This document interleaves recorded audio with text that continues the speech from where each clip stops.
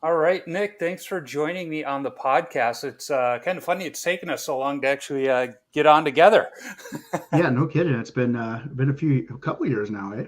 Yeah, and I mean, even before the podcast started going, we were exchanging text, asking advice on how to do different things, and so it's good to talk face to face, Hey, yeah, same for sure. as much as you can talk face to face in this digital age. But yeah, think been a busy week for you. Were you in Columbus this last weekend? Yeah, I was in Columbus this past weekend. I was in Buffalo before that, and then I think Nashville was before that. And I mean, it's been a crazy ride this year for sure. And we don't slow. I have a weekend off coming up here, and then it's let's see, Canmore, Alberta, and then we also have one in DC the same weekend, and then Charleston, South Carolina, and then Minnesota, and then uh, where's that Austin, Texas, and then Vegas. So there's so many now, Yeah, so many. It's you're incredible. going where your Google Calendar Yeah, tells you to go, right? yeah. Basically, I book all my flights at one time, and then I'm like, oh, I guess I'm here this weekend, and Yeah, when the app tells you to check in for your flight, you got to grab a bag. yeah, for sure, for Yeah, sure. Columbus is a great city too. It's a very under the radar cool city. I've been going there since I was a little kid. My aunt and uncle lived there. My uncle's a big Buckeye fan, so uh, Well, hey, I love Columbus. I mean, they're probably not even probably they are the biggest supporter of BLPA, and so we basically call it the beer league mecca, and yeah, we go there, and I mean, it could have been our biggest tournament. Like we had people knocking down the door trying to, but the ice there is just so hard to come by, and so yeah, we were only able to get a certain amount of ice, and unfortunately, a lot of people got left out. But I'm not a Buckeye fan because I'm a Sooner fan, yeah. so that kind of takes that. But I love Columbus, and I'll cheer for Ohio State whenever they're not playing OU, and I'll cheer for the Blue Jackets because they got my man Johnny Hockey down Yeah. there now, but only when they don't play my team, of course. You know, every time I've flown into Columbus, we've flown over the horseshoe, and I swear it's an FAA regulation that to land in Columbus, you have to go over the horseshoe. Yeah, they want you to see what they're most proud of, and I mean, Columbus, a lot like Norman, Oklahoma, or the whole state of Oklahoma. Like we're proud of our college football team, and so Yeah. that's what they want you to see. And it's I mean, I saw Oklahoma play there in 2017 when Baker Mayfield planted the flag right there in the 50-yard line whenever they beat Ohio State. But the thing I love about college football, I love hockey. Don't get me wrong, but I love college football too because just the pageantry and the rivalries Yeah. and all that. It makes it something special. And until you go to one of the big, like a big rivalry game, like I got Oklahoma has one coming up this weekend with Nebraska, even though Nebraska is not any good. But I mean, there's just something special about that mystique and magic. And I mean, I grew up going to games as a little kid, running around scalping tickets and making money. And I think I got offered my first beer when I was in eighth grade at an OU game. So My uncle is the kind of Buckeye fan that won't leave the house without a Buckeye nut in his pocket. So he wound up marrying my aunt. I think I was in like the second, third grade, and so me being me, I wore a Michigan T-shirt to his wedding oh, reception, okay. and they've been married. It's over 30 years now, and he still has not forgiven me for wearing a Michigan T-shirt to his wedding reception.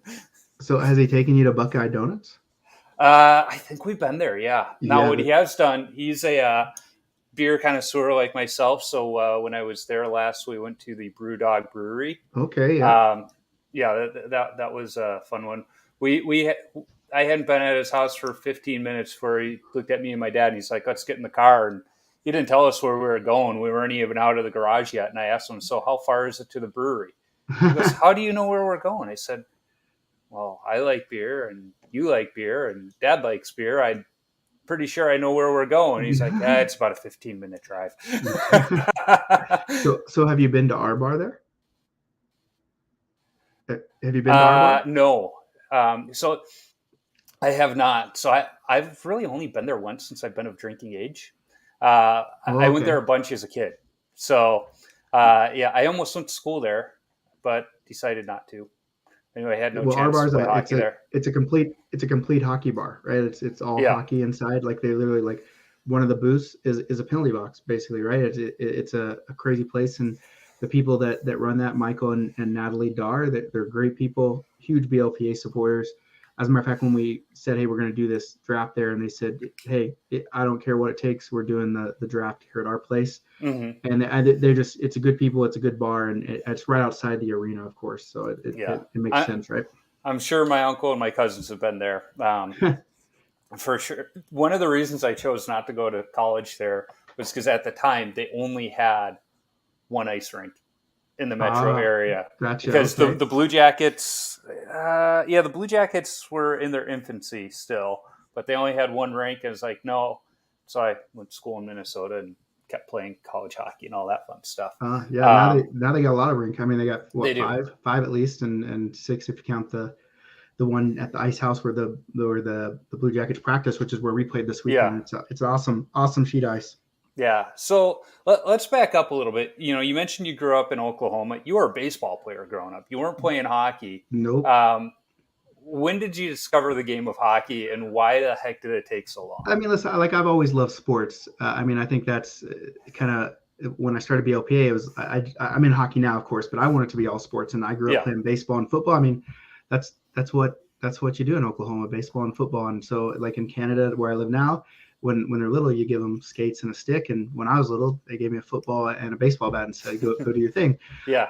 And so it's not that I didn't know how. I mean, being a sports fan, like obviously I knew Wayne Gretzky, and I knew Lemieux and Yager. I knew all those guys, but I wasn't. It didn't really interest me. The only part of hockey that interests me is we had the Oklahoma City Blazers, which is a CHL team, and we had the Tulsa Oilers, and they were rivals. Well, on Thursday night, they'd always do silver coin beer when I was in college, so we'd go just get we get shitted be college kids. yeah, and we liked it too because in the CHL they like to fight. That's what it was. And so you had goalies fighting before the games even started. Like it was literally like slapshot. Like that's what it reminds me of now. But I mean, and then I went through college, played baseball, and then I met my wife now, and she was from Canada, and I started watching hockey because she was watching. It was right around playoffs time. I think it was when the Oilers and the Ducks made their run there in 06 or something, and I remember watching it and cheering against. She rooted for the Canadian team, and I was like, well, no, I know the Mighty Ducks, so let's do that. But then she brought me up to Canada for our first Christmas together, and her family basically gave me a hockey bag full of gear and said, "You're going to play hockey." And I was like, "No, I'm not really interested. I'm not really interested. I've never skated." And I got on the ice with my wife's cousin, 7-year-old kids. It was a birthday party, and embarrassed the hell out of myself. But I was like, you know what? Yeah, this seems pretty fun. And then probably a few days later, I met Jerome McGinley. And he made fun of my accent. I probably don't have it much now, but when I drink, I have it a lot. But he made fun of my accent, and I just, at that point in time, the New Orleans Hornets were in Oklahoma City, the basketball team from the Katrina, and those guys, like they would cross the street not to talk to fans. And here I got the captain of a major Canadian city, bullshitting with me. And then that kind of just jump started the love of the game. I went back home, and it still took me a little while because I lived in Branson, Missouri, and so the ice rink's 45 minutes away, and so it took me a little bit to do it. And then when I moved back to Oklahoma, I had some buddies. I said, hey, I really kind of want to try to do this hockey, and just fell in love with the sport. Fell in love with really the camaraderie. I remember going out for a couple stick and puck sessions. And the OU guy, the University of Oklahoma players were out there, and they were trying to help you. Hey, try this on the transition. And I was just like, holy shit, like I can't even stand up. And here's these guys that are playing college hockey just out here, just like I'm one of them. And that kind of jump started the camaraderie, and then got into my first league, played the Canadian Air Force. Our very first game, got the crap stomped out of us, but they brought us in their locker room for beer after that first game. And I was hooked, and I was like, oh, this is where I'm supposed to be. Yeah, you talk about that camaraderie, and I've told the story on the podcast before, where it was between my junior and senior year of college, and I was back home in Chicago, and you talk about accents. Growing up, I sounded like one of the super fans, and I've lost that accent since living up here. But when I go back to Chicago, it starts to come out, and my kids laugh. But I was skating, and the group ahead of us, Billy Zito, the Florida GM, he was a player agent at the time. He had his guys out there, and they needed a goalie. They're like, hey, you want to come early tomorrow? I was like, well, yeah. Well, I wound up skating with them the rest of the summer. But once we got in that locker room, it didn't matter that I was this JV college goalie. I was one of them, and the chirping back and forth, it didn't matter where my skill level was. If it was good, they loved it. Yeah. It doesn't matter. And we even talked about it in the locker room. And the one guy said, we're just all a bunch of blue collar, hardworking guys at heart. So it doesn't matter what our bank accounts say. We're all this. We all come from the same place. Yeah, and I mean, and you get on the ice and you all have one goal, right? It's just kind of one of those things. It transcends. Like I said, I played a lot of competitive sports growing up. Football, baseball paid for a lot of my schooling, and I even played some pretty competitive softball after that, and traveled around. And there's nothing like the hockey locker room. There's just nothing like it. I love all those sports. I still want to play. Like I catch myself driving around Calgary and I see some people playing softball, and I just want to go out and shag fly ball. Like I don't even want to play. I just want to shag fly balls, because that for us, like in ball, like that was our camaraderie, like being at practice and just bullshitting in the outfield, right? But in hockey, it's a different beast, and it really is special, and people don't understand. I can't do it justice. As much as I'd love to talk, I can't do it justice. Talking about you just have to come out and experience a hockey locker room to get it. But the thing about it is, it doesn't matter your skill level, doesn't matter where you're from, doesn't matter what you do. You come in there and you fit like a glove just first time walking in. Absolutely. Now, as you mentioned, you're now up in the Calgary area. You're a skater. You're a forward. Yeah, I am a forward. But peer pressure has gotten you between the pipes. What landed you in the goal crease for a few periods? Well, I I think we're going to get into something.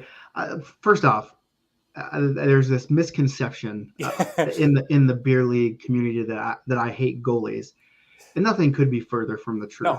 No, we've talked about it. It's the shtick where people have labeled you that way. So rather than deny it, you're like, well, yeah.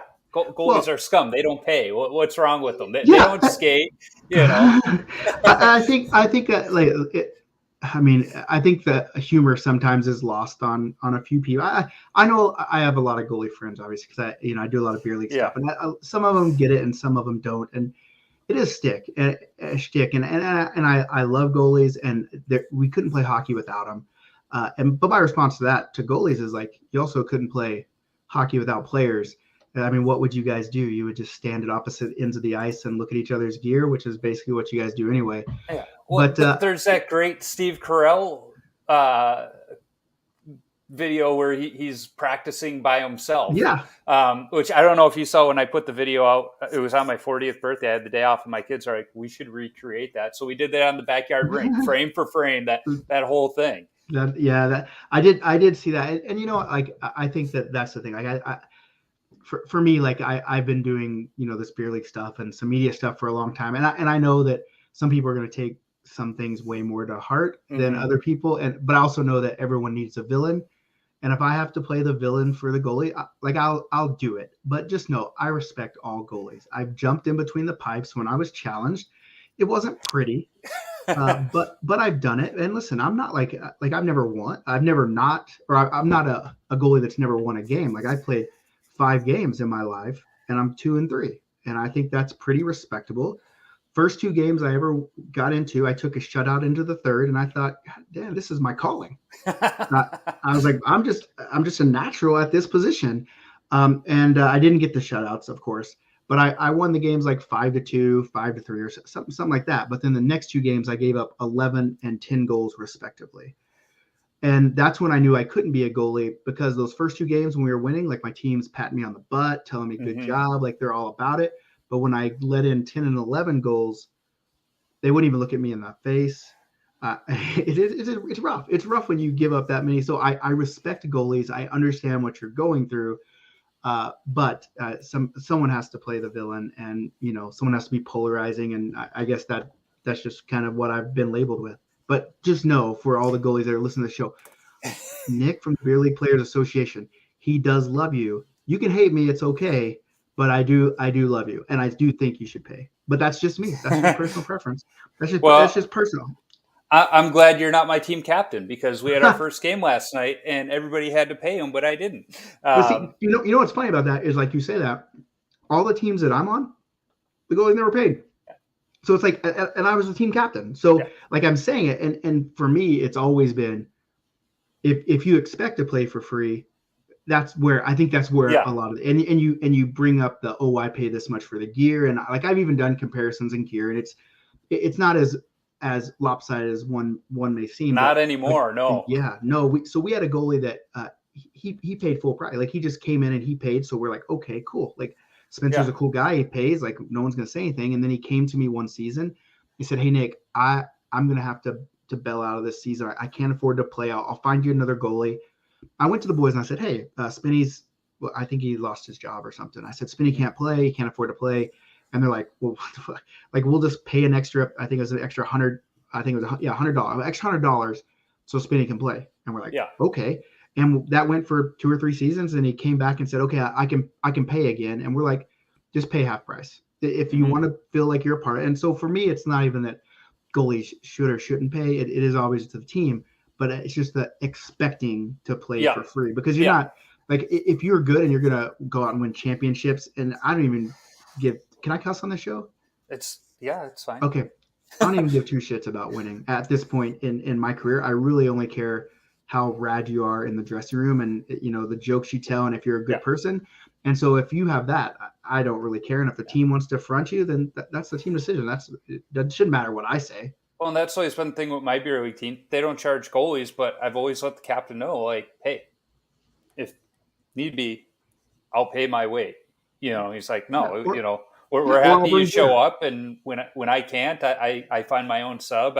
When I sprained my MCL and missed 3/4 of a season, I made sure every week we had a goalie. They didn't have to worry. They knew somebody was going to show up and tend the pipes for them. But on the flip side, and this is what I feel, if your team does not charge you, either you bring beer more often than not, and when you do, you don't bring the cheap stuff.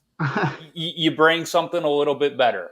Well, it's none of it's cheap in Canada. Like it Yeah, costs like $50 a case, so it's basically anything you can bring. But yeah, I mean, for me, like I said, you're all a team, and it's a team decision. And for me, it's just like, hey, you're a part of the team. Like if this is what if the team says everyone should pay, everyone should pay. And if they say you don't have to, you don't have to. But see, it's different in Calgary. The leagues that I play in, you need a goalie more than I mean, obviously you always need a goalie, but if goalie misses a game, well, he just missed a game. But in our leagues, like if you forfeit a game, if your goalie doesn't show up, you forfeit. You don't only lose that game you forfeited. You have to give the game that another game to the team that you forfeited to because it's not their fault that you didn't have a goalie. So yeah, it's really important to have a goalie that will show up and sub. right, And so yeah, even on goalie talk, like my problem isn't too much the goalie's paying, but the rental goalie services at one point they just got out of hand here in Calgary. Like I remember going to a rink and saying, "Hey, can you sub for us?" Like our goalie, his car broke down, and he said, "Oh yeah, I'll sub. I'll be there. Don't worry." And he comes in our locker room and says, "Only way I'm subbing is if you rip me through the goalie service right now." And we're like, "Bud, like."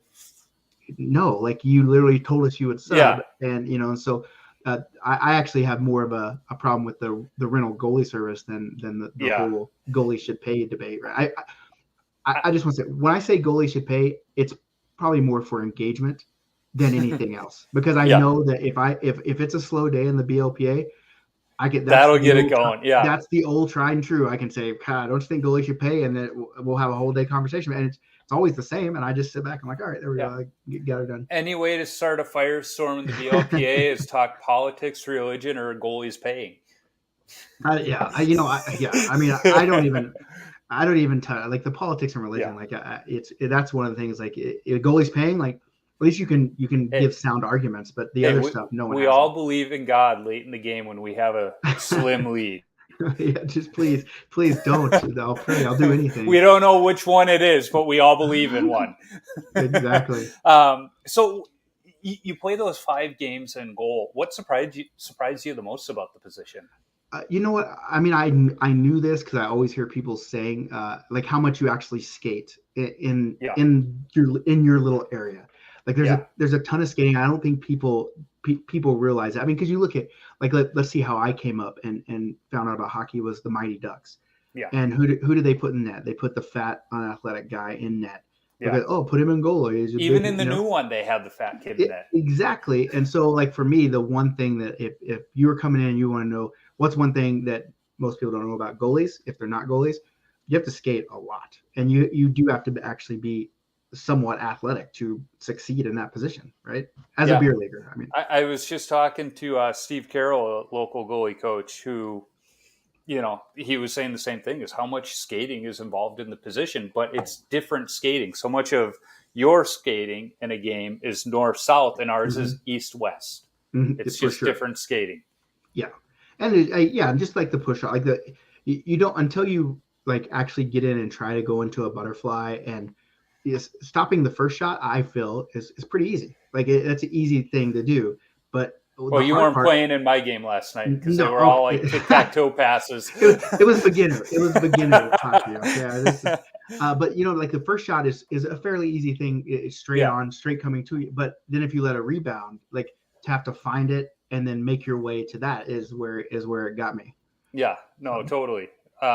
It, at the youth level, at least at mites, they make every kid play goalie. But you get a lot of kids that start playing after mites, and there's so much value to having a kid play the position, even if it's just in practice, once or twice, so that they understand what's going on. I remember in high school, we would have scrimmages on like Christmas Eve or something, and I would always skate out and let one of my teammates play. And it was always funny after that time they put my pads on, their attitude towards me. They weren't taking those headshots and warm ups anymore. In practice, they weren't shooting the puck in the net for when I wasn't looking. They changed a little bit. They had a little more respect for the position. Yeah, for sure. I mean, I mean, I always respect the goalies. Like I said, I'm going back to saying, like, I respect goalies. I just want to put that out there. But you definitely learn, like, for me, like before playing goalies, like just cover the damn puck. Like, why don't you cover the puck? But then you don't realize how hard it is to actually find that. Like, if the puck's just laying around, your pads, like you have to find. It's hard to find the puck in all the chaos that ensues around the net, right? So yeah, I mean, I think it definitely helps people, especially if you play defense, which I also don't do that. It kind of helps you see like what the goalie sees, so you can say, oh, as a goalie, this is what the goalie's seeing. So the defense, I can kind of adjust what I'm doing out there at that time. Yeah, no, it's all good points. So let's switch gears a little bit. Now, the way I found you was through podcasting. Mm-hmm. Um, how did you get started with that, and why did you think, I'm going to get myself a microphone and I'm going to start talking, and people are going to listen to me? Well, one, I never thought anyone would listen to me. I thought my mom maybe. Yeah, I knew for sure my wife would listen to one and make fun of me, which is basically what happened. Uh, you know, I mean, I guess I don't know. I have a passion for sports. yeah, I have a passion, and what I was doing then was a little bit unique in terms of the job that I had that a lot of people didn't get to see. And what happened is I was hosting this tournament, and I put our first one ever in Seattle, and I just happened to come across a guy named Steve Miggs, and Miggs is a goalie, by the way, and he is on one of the biggest morning shows, a DJ in Seattle. And we struck up a friendship, and through it, he just said, like you have the personality, you obviously like to hear yourself talk like me, and I think you could do something in this. There's nothing else out there like it, so just grab a mic and start talking, and as long as you enjoy it and you're entertaining yourself, don't worry about all that other stuff. And so I did, and it just kind of all fell into place. And here I am. I started that first one. I remember Canada Day, 2015 was our very first one. And I go back and listen to those, just kind of when I get in a rut and yeah, I'm like, and why am I even doing this? And I'll go back and listen to them and be like, man, I've come so far in everything, in every aspect.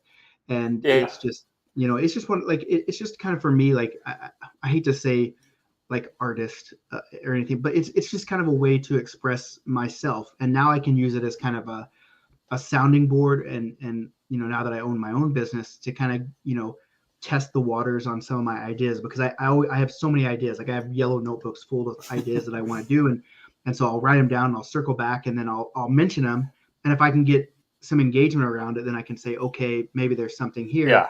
And if people just make fun of me, I usually still try. I'm like, I'll just try it until I know that there's no chance it'll happen. But and so it's just a way for me, like, to share kind of my knowledge, and something that I don't think everyone gets to see, like the behind the scenes of running a 300 team adult league, Hmm. or running these tournaments. That people just see the outward product of what I do, and that's obviously the tournaments. And oh, you're living the life, and I want that job. And I agree, it's a great life and it's a Yeah. great job, but there's a lot more that goes into it than just me showing up, drinking, laughing, and playing hockey. Right. Well, and what that one of the things I actually think about when you're going all around is, you mentioned your wife and your son. It's like, yeah, it's awesome going playing hockey every weekend, but it's also taking you away from the family. And then you get, the late night FaceTimes with the family to say Mm-hmm. goodnight and things like that. Because, I've had to travel for work, and yeah, it's fun being gone. And like you said, you know, the happy hours after work and this and that. But there's the trade off. It's all glamorous to a point. Even NHL players go, at some Yep. point, it turns into a job. Yeah, and it is like the NHL people. I mean, that is a negative. Like, who doesn't want to get paid millions of dollars? Now, I'm not Yeah. making millions of dollars, thousands of dollars, I guess. But the trade off is it is my passion, and Yeah. sometimes you find what you think you're meant to do in this world, and I think this is what I'm meant to do in this world. And so that's a driver for me. And then when I go to these tournaments and I see these people get excited when they score their first goal, or just the smile. I haven't had this much fun playing hockey in how long, and then I can think back, like, it hasn't been that long. I've been playing for 10 years, right? And so I Hmm. can still remember my first goal and what I felt like that. uh, but then I do have a 5-year-old, and he's to the point, like, he just started kindergarten. He's like, Dad, why are you always gone? Don't leave. And that is hard, because I want to spend time with him. But at the same time, I'm doing this for him, to provide for him, and also to say, hey, his name's Cooper. Hey, Coop, if you have a dream and you have a passion, then you can do it just by working as hard as you can Yeah. at it. So I feel like if I don't do it, then I can't go to him when he's older, and he's like, oh, I have this, and say that you can do anything you want to do, as long as you have the dream and the work Yeah. ethic to do it. Now, I just had a thought. You know, have you thought of a tournament? It would kind of kill the idea of the whole drinking beer all weekend. But have you thought of a tournament where you have the adult tournament going simultaneously with like a peewee tournament? So you got mom and dad there with the kids, and all of them are playing hockey. Yeah, I actually have, like, I have this idea. Obviously, we have the Beer League Players Yeah. Association. We wanted to do the Root Beer League Players Association, and it was a draft, but it was kids and parents playing at the same time, right? So Hmm. you got to play, because for me, like, what I when I see these tournaments, and I see father uh, son mom, father Yeah. daughter, and they get to play on the same team. It just makes me think how I wish I would have played hockey when I was younger, and I wish my dad would have played hockey, because I could think of nothing better than sharing the ice with my dad in the locker room, Yep. or my mom. And so I'm like, how can we make that happen? And I've explored it. The hard part is getting kids out with adults, and having beer involved, and insurance wise, is the hardest part. Yeah. But when you talk about camaraderie, and I hate saying family, I hate when businesses say, oh, our customers are like our family. But family is a big aspect in the sport, of all sports, really, but It in is. hockey for sure, right? Because even when you're playing beer league, and I know that we just meet once a week and we play at 10:45 at nighttime, but the people on that team are your family. Like, I mean, you go on vacations with these people. You if you play on Wednesday, you might be going to a barbecue with John and his wife on Saturday, and so it does become your family. And so family is so important to the sport. And when I'm old and my parents are gone, I can think of nothing better to remember my father or my mom by is that, oh, I was on the ice with them and I remember this time we did this. And so for me, that's something I want to make happen. It's just logistically the shitty part about owning a business is you have to treat it like a business Yeah. sometimes, right? And you want to just go out and do every idea that's in your head. But then, my wife or, my friends that help me out, they have to kind of pull me back and say, hey, like you have to think about this other stuff, that. And so, Yeah, it's funny because again, last week talking to Steve, I asked him, "Have you thought of having like a weekend goalie clinic for beer league goalies?" And he's like, "Yeah, all the time, but it's the insurance. mm-hmm. Insurance is the issue." It's like you're the first goalie coach I've talked to that's actually said that's the issue. Yeah. And he's like, "I would love to do it, but it's the insurance part of it." And I was like, "Okay, but to your point, you get the kids involved, and then if there is beer." Which I'm willing to guess a lot of the parents will go, okay, if it's a beer-free weekend, we're still going to bring our Gatorade and stuff, and we'll be fine. Yeah, I mean, yeah, I mean, I think so, but then, I mean, hockey is kind of one of those. I guess softball is like this too, but hockey is for sure one of those sports where, you have a cold, you just have to have a cold one afterwards, right? Yeah, And I'm not saying like beer league kind of gets a negative rap when I say it to businesses because they think that we're just a bunch of drunkards right. just getting shittered on the ice. And that's not, I mean, sure, does it happen? Of course it does. Yep.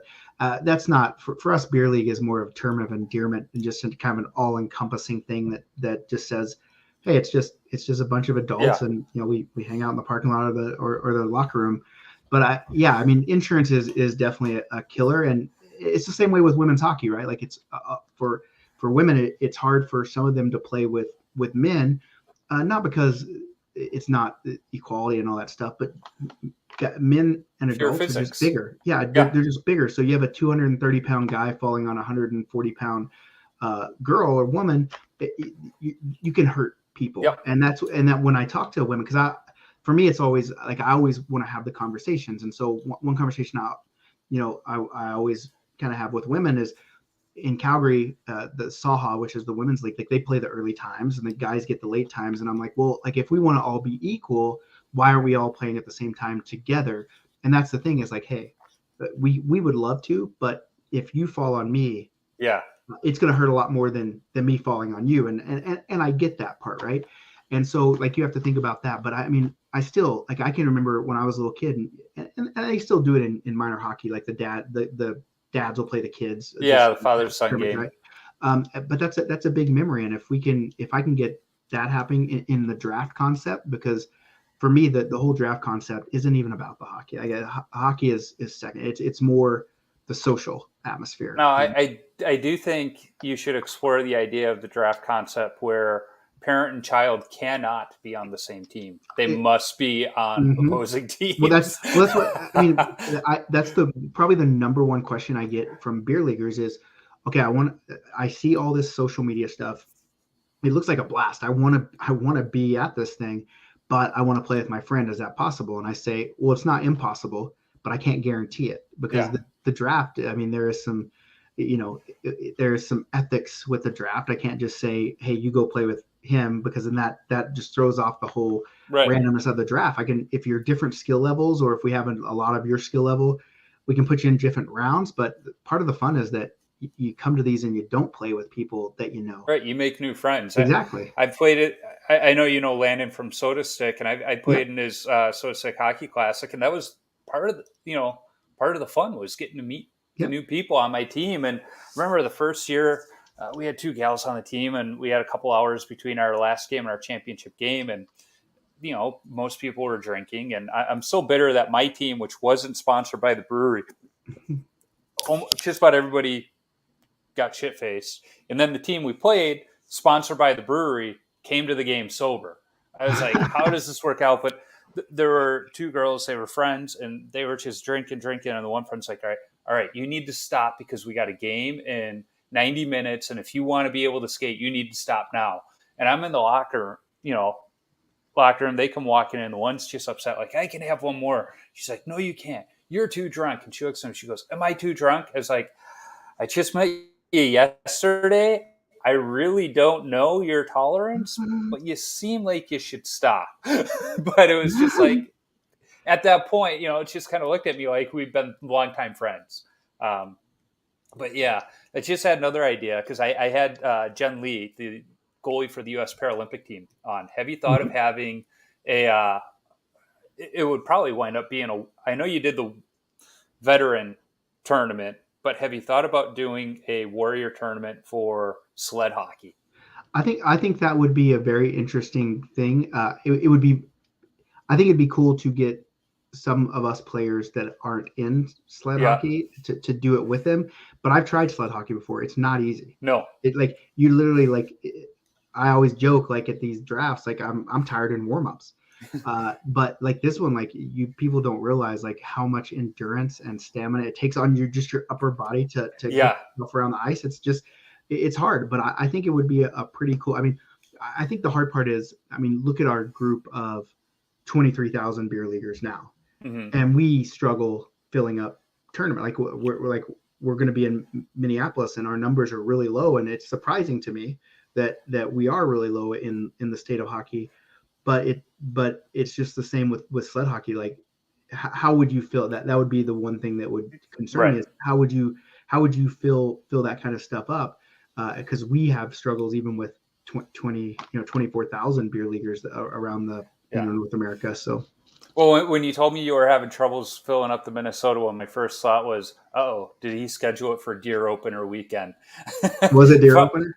No, I don't think it is. No, because Deer Opener is usually around my wife's birthday, which is in the beginning of November. But the Minnesota one is October what? October 7th through 9th. I think that's 7th through 9th. yeah, the first weekend. Let me look. Let me see when the Wisconsin Deer Opener is this year. Yeah, 7th through 9th. Because we're close enough to Wisconsin that they do cross the border. Yeah, so and we're doing something unique for this one as well. I mean, we're doing a team tournament and Yeah. a draft at the same time. Yeah, great segue. So the draft in Minnesota, like you said, it's the 7th through the 9th. And it's the youth deer hunt in Wisconsin that week. So we don't care about that. Yeah. If we can't shoot, we don't care. But so the drafts, for those that aren't familiar, explain the drafts. So basically, I mean, the draft is just kind of a unique, and I guess it's not even unique. Like I see so many people doing drafts, but basically you sign up as an individual, and we make a theme for every tournament. You sign up as an individual, and then we take all the skill levels of the players, and we make draft rounds like you were in the NHL draft. Yeah.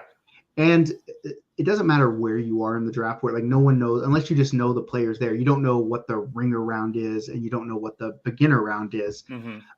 But the theory is every player in your round is a similar skill to you. Mm-hmm. So every team is going to get one ringer, one beginner, and then a mix in between.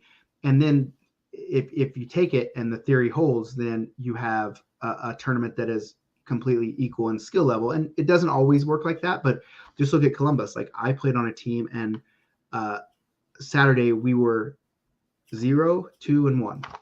Mm-hmm. We were on our road to last place, and then we came out and we beat the best team Sunday morning to go to the gold championship, and then won the championship. And so, for us, like I always say, like the hockey is not the main concern. Sure, that's what we're there for. We love hockey, but it doesn't really matter. We all make a championship game, Right. and what are you winning at the end? You get to take a picture with a banner, and you get a gold. Let's see, I have one there. Then you get like a little gold medal. That's a beer. Yeah. Right. So at the end of the day, like it's more about the people that you associate. It's the memories. It is. And we were talking about it just a second ago, but my favorite part is when I see people that meet new people at tournaments, and then you can kind of see like their friendship growing through like our group, our BLPA. And then all of a sudden you see them and they're on like a family vacation together, or you see them like, hey, I'm going to the tournament in Minnesota. Which one are you going to? Oh, I can't make Minnesota, but can you make Boston? And like, yeah, let's do Boston together. That's probably the best part of the group and the tournaments for me, is just seeing people build those lasting relationships with each other through it.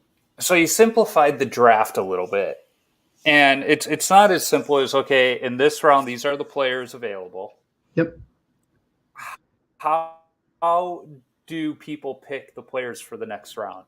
Well, I mean, in true beer league fashion, you chug beers. that's Yeah. that's usually what Or we do. as you pointed out, if you are sober, there is the non-alcoholic option too, We've but you done still we've have done to ginger chug. ale. Yeah, you have to chug something. We've had ginger ale, and then we've had some people that have some other issues, and we've done water. And we listen. Don't come up and tell me you got to do water because you think it's easy. But if you have a minute, we take care of you. We want everyone to have a good time, and a lot of people are concerned about, oh, I don't chug very fast, so I'm going to screw my team over. At the end of the day, That's part of it. yeah, no one remembers and no one cares really, to be honest with you. And so, but yeah, so usually what happens is usually the goalies are first, and what we do is we they all have we all have pretty cool jerseys. I have to say I'm very happy with how our jersey designs have been turning out here lately. And so the goalies chug a beer, and how they finish is how they get to pick their jerseys. And it is still random. Like they still have to pick a random card, and so they don't just get to pick the one they want. And then because I found it's way easier to score on drunk and hungover goalies, we then make them chug a second beer, and they chug, and that's how they pick round number two. And then round number two will pick round number three till we get all the way through, and the teams are picked. And then we'll bring each team up individually, and we'll give every player another beer, and then we'll do a timed boat race, and that's how they pick their schedule for the weekend. So obviously that's the important one because Yeah. usually our games start at 8 or 9 in the morning, and you don't want those 8 or 9. I mean, I have to be there anyway, but I don't want to play at 8 or 9. No, no. So So where I'm gonna guess the draft tournament for Minnesota is across the street at Invictus. we actually haven't nailed down the bar yet. That's on my list to Yeah, finalize tomorrow. Invictus is definitely on the top of the yeah. list, and I I mean, mean it's for us, across the street, yeah, so it makes I mean, sense. we take the party wherever we go. So we've done them at the rink before, and we might have to do it at the rink too, just because, if we're running a team tournament, Yeah, I got to be there for that too, and I want to be. So it's just one of those things. But I think Invictus is definitely at the top of the list if they'll give us some space. But I think that they'd enjoy having us for sure. yeah. Like I said, it's right across the street. They do have a little. Might not be big enough for your group, but they do have a little room there. In fact, I'm bringing up my beer league schedule to see where I'm at that weekend. Yeah, we got a 10 p.m. game that night, which now I know why we were skating at 10 p.m. on the 9th. It's because of you guys, not the All right, 5:40 we take game, it. not the 5:40 game I've got next week. um, so you've got the draft tournament going in Minnesota, but unlike most of your drafts tournaments, you have the BLPA bash going too. What are the BLPA bashes? So the BLPA bash is just, hey, I get that not everyone's going to like the draft concept, and so we do Mm-hmm. the traditional team tournaments too. But for me, the key is you try to take that social atmosphere that you get at the draft and infuse it into a team tournament. So Mm-hmm.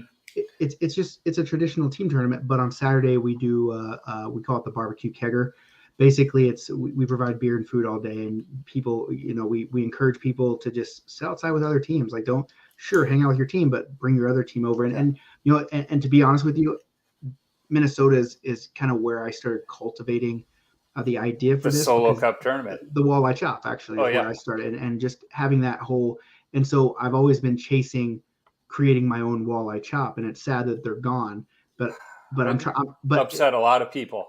I'm trying. That's what we're trying to run that for Yeah. them, right? And so if we can get some success and some teams into this tournament, then I can take a case to them and say, just let me do it. Like, let Yep. me. You have no liability. Let me rent the ice. I think I can do. I mean, I've done 50 team tournaments. I know 100 teams is double that, but I think we can control. I think we can make something really good and fun, and have people come out and have fun. So even if you're unsure about the BLPA and you're local and you like the walleye chop, come out and support this one so we can turn it into bringing the walleye chop back. Yeah, and it's funny. I had teammates that would play in that, and I hated Walleye Chop Weekend because half my team would come walking in the locker room for a 10 o'clock game, 3 sheets to the win. I'm like, I'm just going to get peppered tonight. Uh, and it didn't matter if it was supposed to be a team we should beat. It was like, it doesn't matter. All bets are off because half the players are just drunk. Yeah. Because you've been to the Walleye Chop, and Walleye Chop was at the beginning of the season. Red Solo Cup was around this time of year, and they had co-ed division. They had guys division. division, they had female division, they had upper division, lower division, tons of teams there. And you'd have people with their RVs out there. You'd have people Mm-hmm. camping. And it was just people set up sitting in the parking lot all weekend between games. And that's what people loved about it. It was just the getting together. I know some of the women from our college team when I was there, they would kind of have an alumni gathering every year for it. And Oh, that that's was their cool. one time a year. They would get together for, the walleye chop.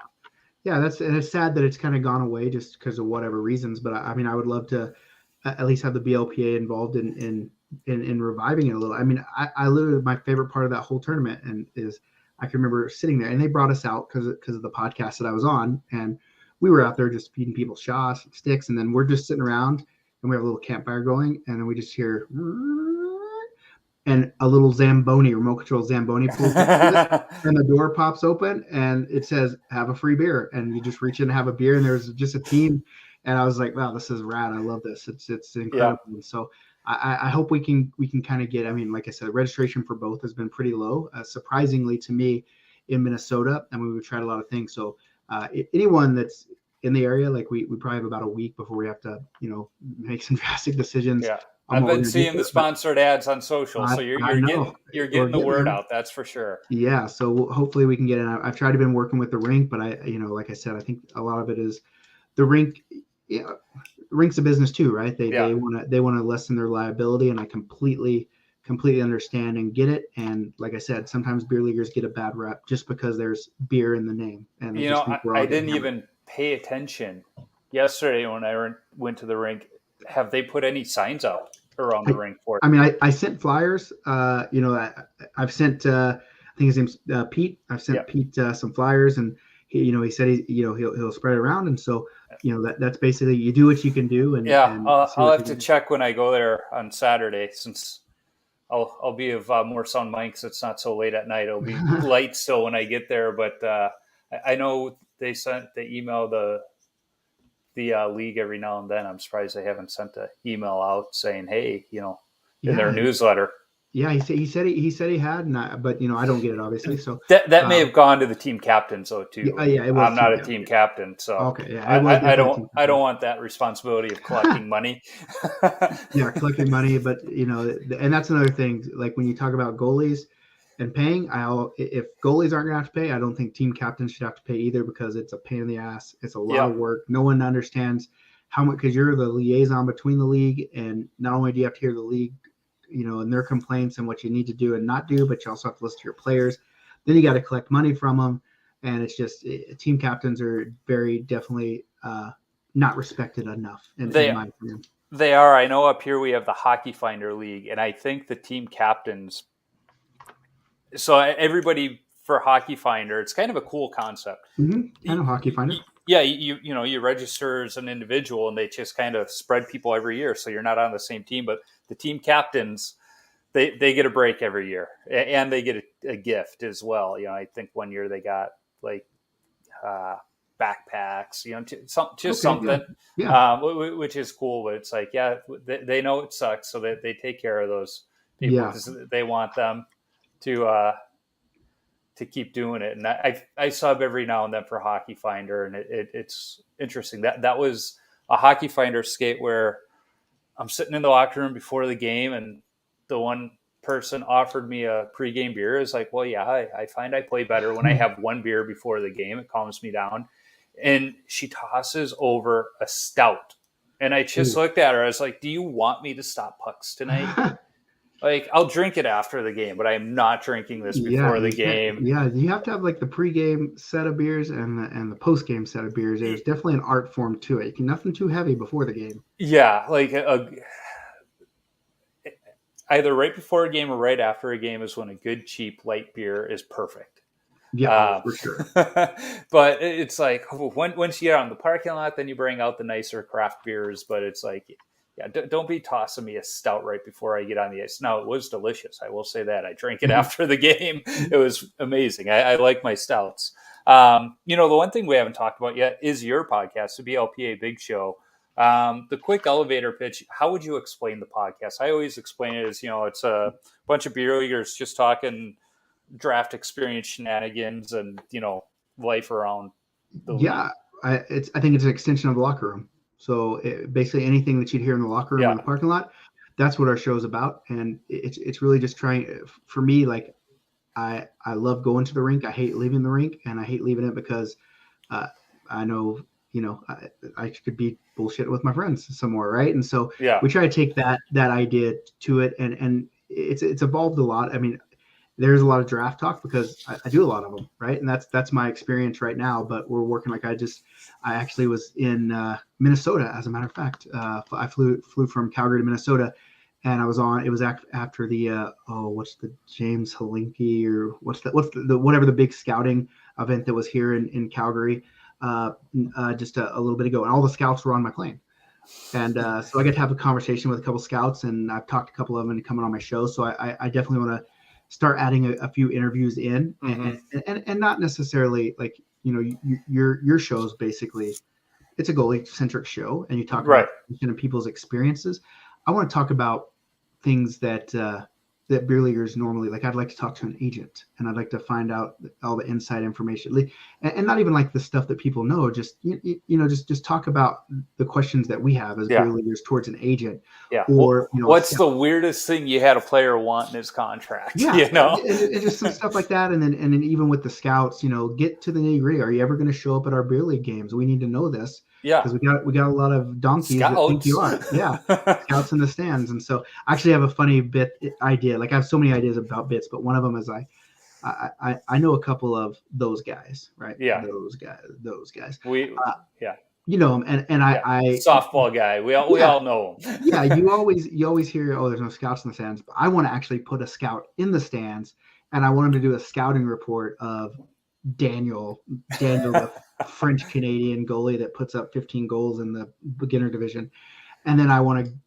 the scout to go into the locker room and tell Daniel his scouting report. I just think that would be fun. And so, like, I want to take the show in that direction, Yeah. but right now with what I'm doing, time is at a premium, and Yep. so to be able to put all that stuff into play, I think I'm transitioning into a part where, as we keep growing, hopefully we keep growing, I'll have to infuse some more staff, or at least a staff. I'm the only staff right now, but to infuse some people in there that can take those responsibilities off, so I can focus on that stuff, because I do love the podcast, and I love sharing Yep. my experiences with people. It just, when I just flew in tonight back home, I got to see my kid for an hour before we put him to bed. Now I'm jumping on this, and after I do this, I'm gonna have to go start editing photos, and then tomorrow I'm gonna have to find draft venues and design jerseys. Yep. And so, as you as you keep going, you try to find ways to kind of plug some stuff, and but I'm getting old and tired. No, I get it. I mean, I work my 40-hour work week. I play hockey, and I have the family. My kids are in different activities, and then, oh yeah, I got this podcast, and it's not as simple as sitting down for an hour and a Mhm. half talking to people. There's the editing that goes into it. There's Yeah. the social side of it, and I'm just doing a small portion of what you do, and it's time consuming. There's those days I'm sitting there going, if somebody could pay me what I make at my 40-hour Oh yeah, for sure. That would be rate, perfect. I would do it in a heartbeat, and I could turn this into something awesome. But this is my hobby. This is my side Yeah. gig, and to your point, it's the extension of the locker room. Yeah, and also extension of what I do, right? I Yeah. mean, it's what I do, and I think that a lot of people don't understand that part of Yeah. the editing, and just the social aspect for me, because I guess I don't ever think that, like, oh, people know me, or but I have a lot of conversations through my podcast. And for me, I've always felt, even when I first started doing it, I remember saying to myself, if people are going to give me their time to ask me questions or talk to me, then I have to give them my time. Like, it's the only right. And so Yeah. you kind of get, that takes up a lot of your time. Like, the social, people don't understand the social interactions that go along with these. Probably I spend way more time doing those than I do podcasting or doing that. And I'm not saying I don't like it. I love it. But people don't realize that all that stuff comes with doing a podcast, and people seeing you on on your BLPA group or at the tournaments. And so, a lot of people they just don't realize the time. And that's one portion of the podcast, is kind of letting people know, like, this is what I'm doing. This is the behind the scenes. So understand that it's more than just, me talking on a microphone. Well, in the time thing, I mean, it was magnified this summer for me, because it was like, I try to put a new episode out every week. Well, and then on Mother's Day, my mom passed away, and I didn't have the desire at that point to talk to somebody about hockey and the time. And then when I did, it was like, well, now I got to make time for it. And I kind of got used to not doing it. So it was like getting back in the saddle and doing it again. And on top of that, we had a few house projects going as we explore a possible move down to Nashville. So it was like, when am I going to record this again? Yeah, but now that all settled down, and winter is coming here in Minnesota, so all those outdoor projects had to be done. Yeah, well, you're just you, right? So yeah. I have a co-host, Jason, and his schedule's crazy too, right? So now we have to find ways, and I've kind of, like I said, I've taken my foot off the gas a little bit, just because I have been so busy, but I know that I need to start, hammering it back down. But we also have another show, like, obviously, you're part of our network, and the other ones that you're around. Like, we have another show called the BLPA Roundtable, where people came to me and said, hey, I have an idea for a show. And I'm like, if you can commit to it and do it, then cool. And so that's another part of the BLPA, is growing that content base, because I know, like, I'm not egotistical, or so egotistical that I think that I'm the only one that has a voice in beer league. Like, I want to have a new show every day. I want to have content, like, we're working on the Beer League magazine that's going to be a publication that's going to go out to anybody that wants it. And so there's so much stuff just to reach beer leaguers and let them know, really, that, hey, you have a voice. That's where this started for me. Yeah. Having a voice for beer league, because I noticed that in hockey, especially hockey, all the marketing dollars of Bauer and CCM and whoever else, wants to sell the hockey players, goes to the high level player, and it goes to the kids. And here I am thinking, well, shit, I'm the one spending all the money. Like, if I have a kid, he's going to wear what I want him to wear. So why don't we have a voice? Why don't people take us more serious? And so, just let them know that we're important as beer leaguers. I know they don't really care about us, but we are important, and we have a voice. And there's a lot of things that people don't realize our point of view is important. So let me give you a way to share your point of view. Well, and we're the ones that have the wallet, not the kids. 100%. And I think I've had so many conversations. I've had conversations with Nashville. I've had conversation with Anaheim Ducks about, I get what you're trying to do. Like, you're trying to fill your seats. I 100% agree. And so sure, you love hockey and you're trying to grow the game. What you're trying to do is you're trying to grow people to buy seats to your sporting events. Let's not. Yeah. It's a business. Yeah. We're not stupid. Like, let's not pretend that we don't know that. But why are you only marketing to little Johnny, who's 7 years old? What can he buy? Yep. He can buy nothing. But guess what? Nick, his dad, can buy little Johnny everything he wants. And so why don't you market to the beer league segment? Because, if you turn me into a beer league player, then when little Johnny wants to start playing sports, guess what I'm going to put him in? And guess where little Johnny's going to want to go when he's playing hockey? He's going to want to watch hockey games. And hey, Bauer, if I'm wearing your stuff, guess what I'm going to buy little Johnny? He's going to have a Bauer stick. I'm not going to let him go to CCM, right? So, it's just a whole, flipping that on its head. And I get it. Like, you see, obviously Johnny Hockey wears, whatever Warrior gloves. So all the little Johnny Hockey wannabes want to wear Warriors too. So I get having to spend that money to promote to those little kids, but hey, we're important. Our beer leaguers are important, and we need a little respect too. And that's what the BLPA is all about. Is like, here we are. We're a huge group of people, and we can, and not even just getting marketing dollars from companies, but we can change the world by doing what we do. That's where, I'm surprised there's not more companies like Arsenal, where, they came up with with the composite stick for the beer leaguer. Yeah. Not for the kids, not for, the collegiate or junior players. It's the beer leaguer. It's a good quality composite at a fraction of the price. They used to be involved with us. I haven't heard from them in a long time. I don't even know if they're still doing their thing. But I know that when COVID came, it kind of hurt them a bit. But I was looking at my stick. I usually just get free sticks kind of tossed to me, on the regular, because what I do. but I grabbed the stick that I like to use, and I was sitting on the bench, like taping my stick, and I'm like, I have this brand new Bauer and I have this brand new CCM, but I keep coming back to this Arsenal stick. Like I just like it. And it Yeah. for me, it only cost $179 and it didn't cost $329 or $399 now for all these sticks, right? So they need more people. Like, I mean, you need more people. That hockey's expensive as it is, just paying league fees. You shouldn't have to pay Right. $400 for a quality stick. So I'm a big fan of the Arsenal fellas. You know, I've played against Andy and ran into him in tournaments Andy's and a great everything. guy, yeah. And I always chirping him, going, "When are you going to come out with the Arsenal goalie stick? Because I want a composite, but I don't want to pay those prices." And he's like, "We're working on work." He's like, "Trust me, when we get one, you're going to be the first to know." And I was like, "Come on, Andy." I even had him on the podcast because what few people know about Andy is he was a goalie in his younger days.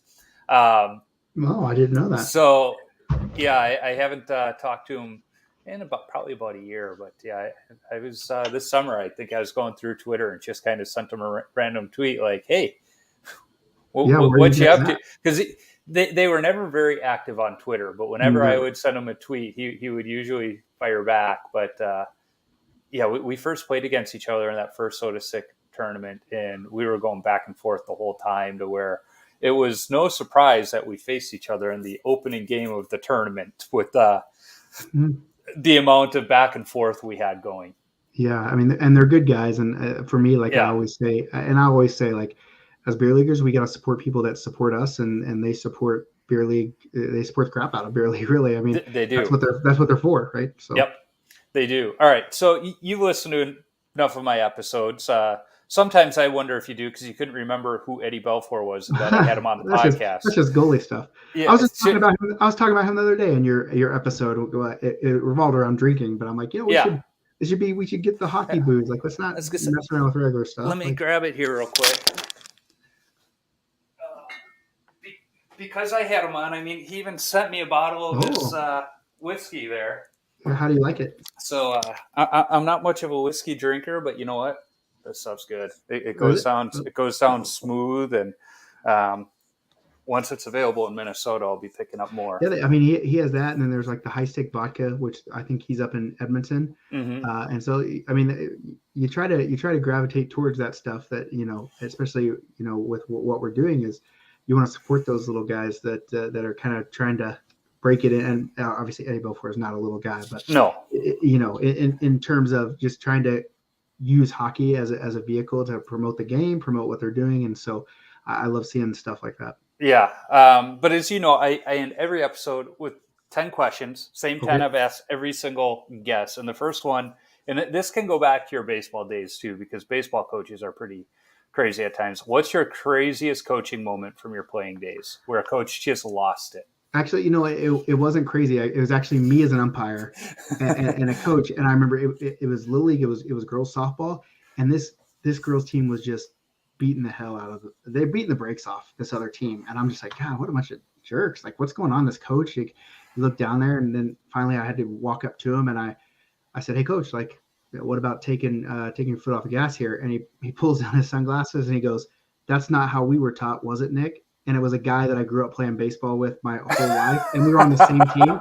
Didn't even realize it, and I'm like, "You're right, we didn't." So I was just like, "Okay, carry on, keep going." Yeah. So the next question: what's your favorite all-time goalie mask? My favorite all-time. Well, I mean, it has to be Ryan Miller in the Olympics with the Uncle Sam. Uncle Sam.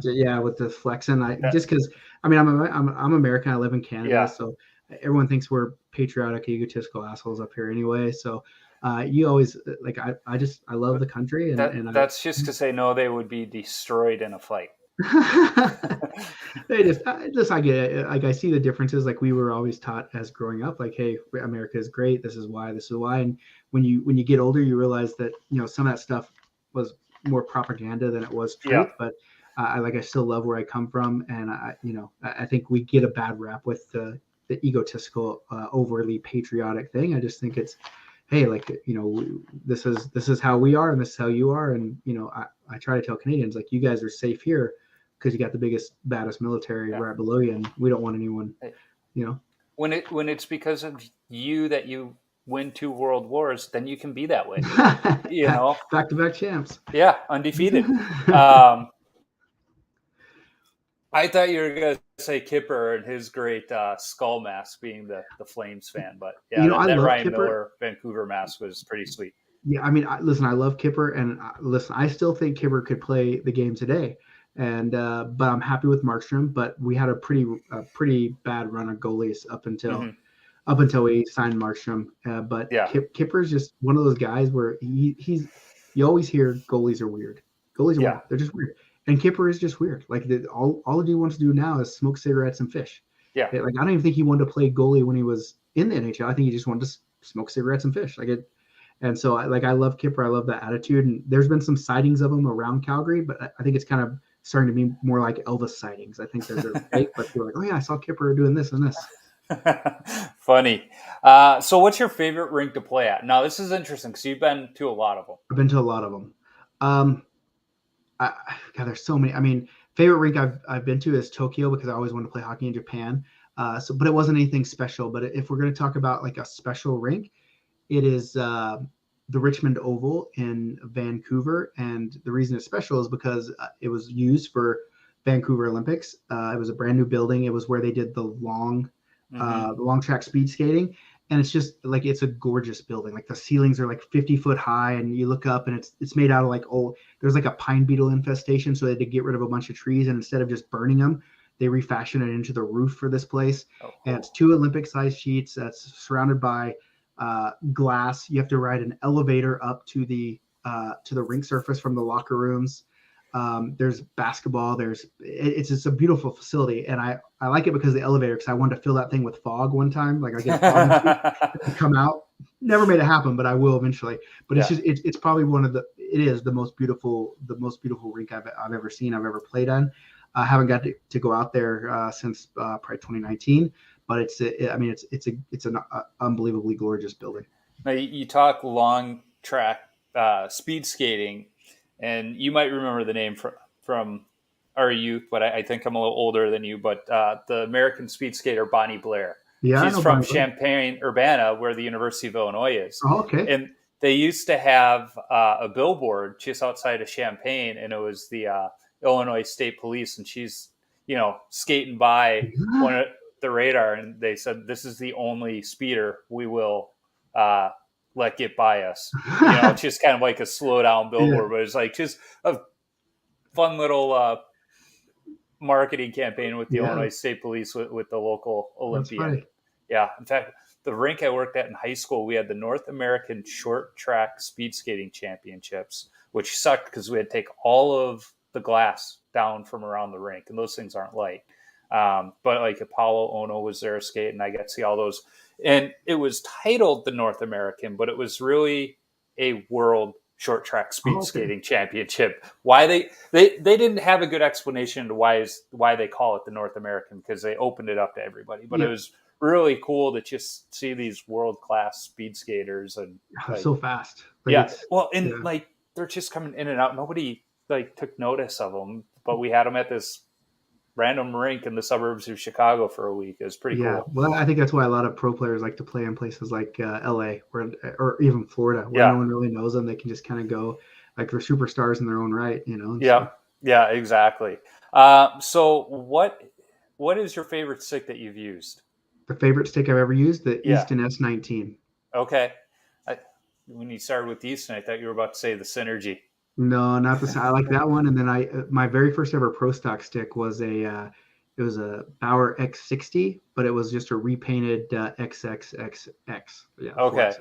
And that was a close one, but that one only lasted about 10 games before it gave out. But I love the feel of it. I never was able to find another one that I liked, but Easton S19 I used for a long time. We all come across that stick. We love the feel of it, and you can't explain it. It's just like it's the right stick for me. And unfortunately, that one for me, they stopped making about 22 years ago.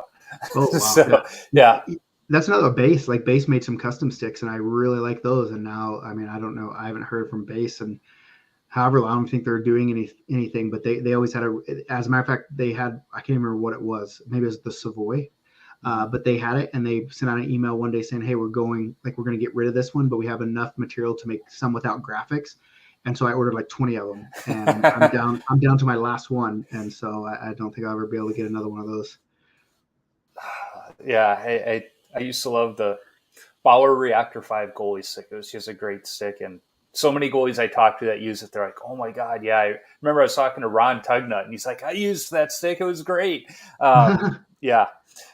So you didn't play youth hockey, so I'm going to change this one up a little bit and say, what's your favorite hockey memory? Well, I guess oh boy, that's a.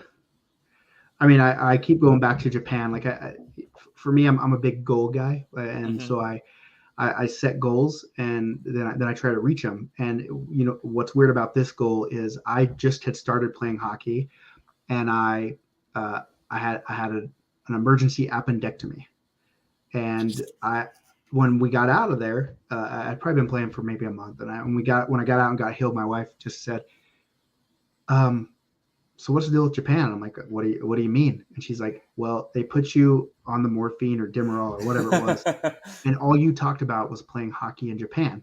And I was like, I don't know. I have no clue. And then I was like, well, I guess now I got to go play hockey in Japan. And so that was 2009. And then in 2019, or no, 2008, and then 2019, I made it happen. And I went over there and played, and now I can't wait to get back. So probably my favorite, just landing in Japan, and I remember walking through Shinjuku, which is like the red light district offside of Tokyo, but it's a touristy place too. But I saw this kid with a hockey stick and a bag, and here I am with my hockey bag, my hockey stick, and my suitcase. And he was a Japanese kid. He didn't know any English, and I don't know Japanese. But I just pointed and I said hockey, and he said hockey, and that was all I needed. So I thought that was probably my best hockey. Nice. So I can only imagine the ones you've heard, but what's the best chirp you've heard on the ice, oh off the ice, directed at you, not directed at you? I mean I think one, like when they just come kind of out of nowhere, and I think one Yeah. time uh we started calling people butt babies. Yeah, I remember Butt that. babies, butt babies, and like, oh yeah, well, you're born out of your mom's ass, piece of shit. So I think that's one, because I think it catches people off guard a little bit. That's probably one of the funniest one. Even in baseball, like I don't remember, like I just kind of have this thing where I can tune out all the stuff that's Same. kind of in serious games. So in drafts, there's not really much chirping, other than we Jeff Peck, who Well, the is one chirping's of always in the locker room from your own yeah, teammates. exactly. Like Jeff Peck, like we give him, the gears on, all he does is toe drag, and he takes too long shifts. Never So passes. yeah, so like I can't remember really any competitive games where I can remember.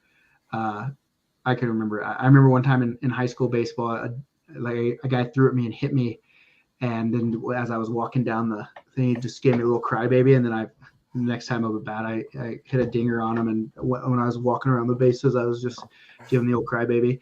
But yeah, I mean, the chirping is one of the hard ones, and I've asked a bunch of pros that I've known, like, what's the best chirps, and they're like, we can't even pay attention, like unless we're mic'd up. Some of them know. Yeah. So Sean Podine, he won a Stanley Cup, and I've told this story too. He won a Stanley Cup with Calgary, or not Colorado, and he wound up being traded from Colorado. In fact, he's known for keeping his skates on for like 24 hours because he had a broken foot, and he knew when he Cool. took it off, it was going to hurt. But he had this dog that he absolutely loved, Buddy.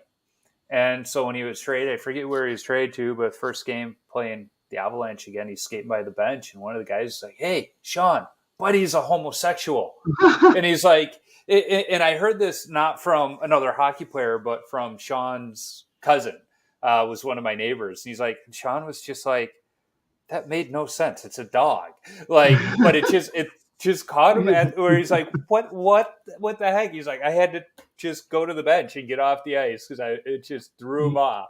But Yeah, he was like, that was a good one. They knew how much he loved his dog, so they just say, yeah. And he's yeah, like, and rather than just say, hey, your dog's gay or something, they had to like be very formal. Like, yeah, you say, Buddy's homosexual. yeah, it's like that's a good one. One of my favorite that actually came hurled at me was from a ref. My first high school varsity game. First shot goes in. First shot of the season.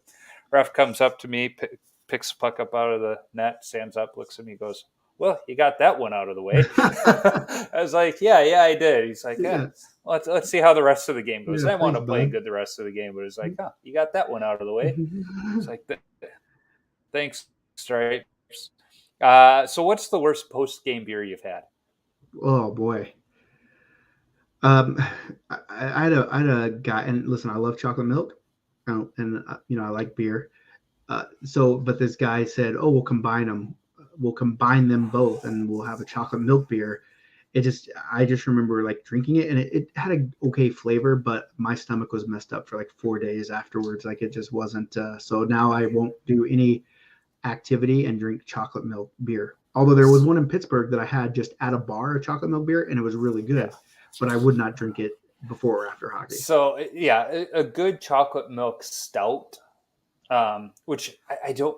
I used to brew my own beer, so I Mm-hmm. know a little bit about the brewing process and why they call it milk stout. I'm not entirely sure, but you add lactose to it, and I think Mm-hmm. that's why.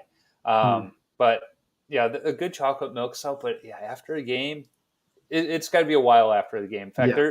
there's a brewery here by us, Dangerous Man. They got a peanut butter cup stout. It's like drinking a peanut butter cup milkshake. It's Oh boy, amazing. that'd be Um, heavy. yeah, after a game, not so much.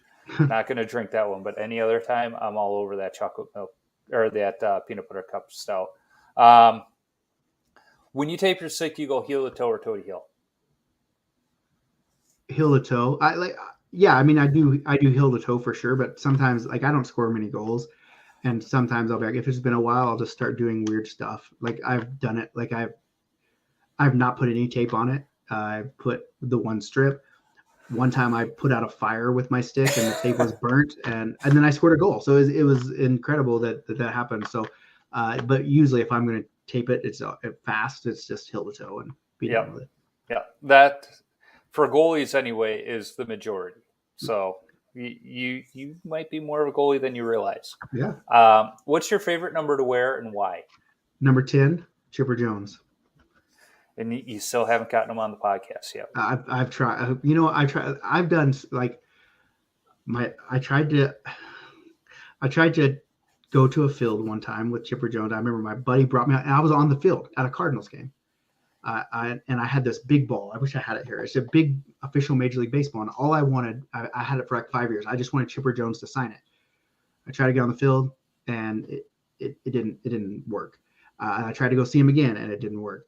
And then when I start a podcast, the number one thing I said is the one thing I want to do is I want to interview Chipper Jones, and I just can't get it. And I listen, maybe it freaks him out because like my screen name is Nicker Jones, which was my nickname in high school because I walked into like a careers class and the cheerleader, I was late and she goes, "Oh, look, it's Nicker Jones." And it just kind of stuck. So it was like my AOL screen name. It's my Yeah. email address. And, All right, we're showing our age now when we talk about our AOL screen names. yeah, exactly. And so like it's always been Nicker Jones. But for me, like I'm literally looking right now. I have a Chipper Jones lunch pail right here, and so I've always just been number 10, and it just kind of carried over. And one day I hope if I can keep growing the BLPA to where we are a force, and maybe that's the only reason I'm trying to grow it into a force, is so I can interview Chipper Jones. Yeah. Well, maybe you got to start going roundabout and get a guy like Ryan Sandberg on. He seems to be pretty fan friendly these days. I know he's supporting pot dispensaries in Illinois. Yeah, I mean, for me, and before the Braves, I was a huge Cubs fan. Like I loved Ryan The Sandberg. Superstation. Yeah, I loved Andre Dawson. The Hawk was my man. He was great. Will Grace, Mark Grace, sorry. Yeah. And then but WGN, that's why there were so many Cubs fans. But then TBS was always showing the Braves, and then my second little league team was the Braves. So then I just switched over to like, I'm just a Braves fan. So, I had a Cabbage Patch Kid doll that came with the Cubs uniform, and the thing had its name change like every week. It was Rick Sutcliffe, it was Mark Grace, it was Ryan Sandberg, Joe Girardi, Jody Davis. It was like whoever was my favorite player of the week. Yeah. That was this Cabbage Patch Kid's name. But Sean Dunston, we went to a Cubs game, me and my dad, and we were standing outside Wrigley, along third baseline where the players used to park, which is now some corporate office that the Ricketts family built. And Ryan Sandberg comes out. He walks straight to his car. And at the time, we're all kind of like, oh, he's kind of a jerk. Well, it turns out teammates has said it wasn't that he didn't like fans. And you see it now. He loves the fans, does everything he can as an ambassador. He was just so focused on the game, he didn't think about the fans. It's like, okay, I can buy that because he wasn't a jerk to the fans. He just didn't go. He wasn't like Carlton Fisk, who's a great asshole, but a great ball player. But Andre Dawson stood out there for almost 2 hours signing autographs and finally got to the point he's like, I haven't gotten to all of you. Didn't get to me. He's like, but my hand hurts. I can't sign anymore, guys. The guy stood out there for 2 hours talking to people. And, he was just awesome. I got Sean Bosky's autograph that day, though. I can remember with that big ball because I remember Brian McCann came over and he's like, do you want me to sign? I'm like, nope, I just want Chipper. And even Chipper, like he said, I'll be right back. And then he never came back. And I was like, okay. Hate when that happens. I know. I even tried to get my dad to my dad and his buddies owned like this big construction company. And I was like, well, don't you guys need to like get some tax write-offs? Like you can pay for this charity hunt and I can go hunt with Chipper Jones for $20,000. And like, no, like they're like, you don't even like hunting. And I'm like, yeah, but I would just sit in the tree stand and talk to Chipper Jones. And he's like, Chipper Jones likes to hunt. He's not going to want you just sitting there talking. And I'm like, right. I guess you're right. The point of hunting is quiet and solitude. Well, when I was hunting, like I've been hunting twice. And I went one time black powder, 15 minutes in the stand, kill the deer.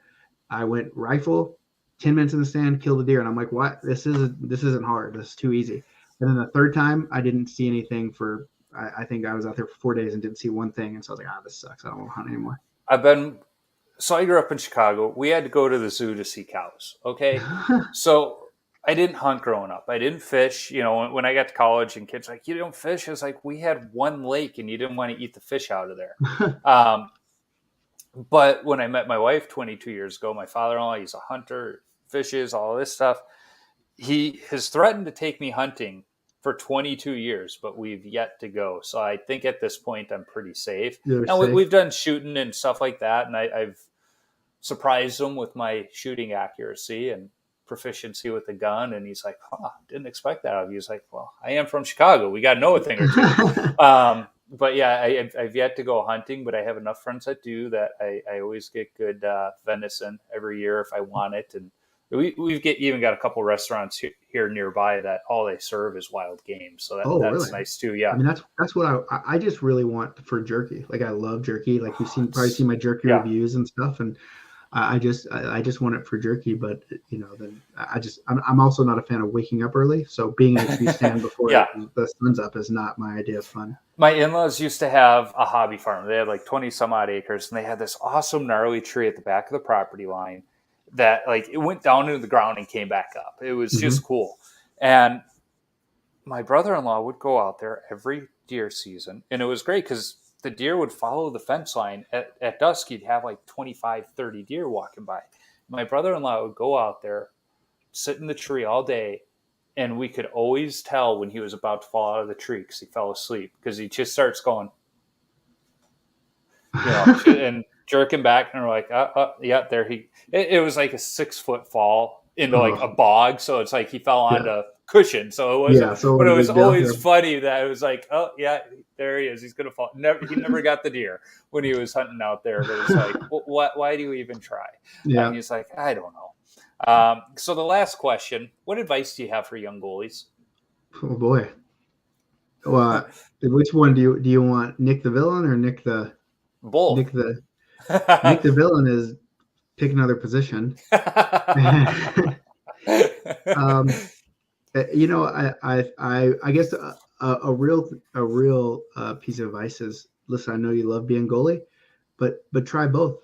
Just like as a skater, I would tell skaters to go try goalie, or one of the big ones is go try to be a referee.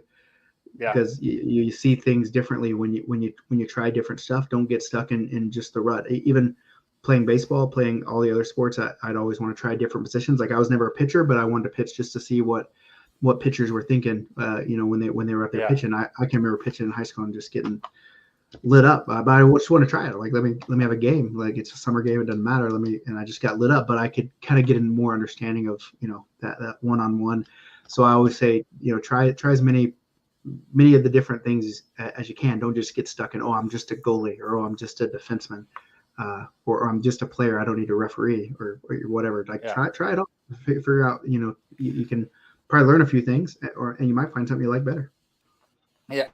Well, we don't want goalies to find something they like better than goalie, but I'm with you.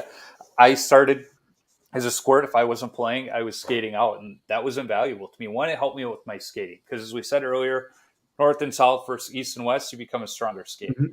and you start to understand the game better. You start to Mm-hmm. understand the systems better. I mean, we're in those meetings of going over systems, but it's very easy to just be like, I just got to stop the puck. I got to follow the puck. I don't care, about the, strong side wing, or, the side overload or the umbrella, any of that. It's like, I don't care. But once you do skate out, you start to understand it a little better. If Yeah. your defenseman's not covering your back door, maybe you understand why he's where he's at versus where you want him. So there is benefit to it, but at some point you do have to, shit or get off the pot if you want to be a goalie. Yeah, for sure. And when you get older and you stop growing, you don't need more than one new set of pads a season. So Hey, I went 21 years with the same set. Uh, so and you this should is see the true. one. I wish I could remember what the brand. And they're actually in my garage right now because my wife's uncle was a goalie. Like, he really good goalie, and his son like was I can remember he WHL, like he was trying out for WHL team, so he had some skills, and he's the one that gave me these goalie pads, and they're the most ridiculous. Like, they're not new and modern. Like, they're Yeah. literally they're so wide. He's like, oh, these are oversized. They'll help you stop pucks. I don't think they're legal, to be honest with you, but I mean, they worked for me for my 5 games. So Oh, my stuff that I replaced last November, it would have never passed today's standards. The glove was known as like one of the biggest gloves they ever made. In fact, last night, one of the pucks that got by me, I even said to myself, if I was wearing my old T4000, I have that puck. It was that big, and that was one of the things I was worried most about with getting the new stuff was the stuff's narrower, the glove's smaller. Um, how am I going to react? I've adjusted nicely, and my knees are thankful.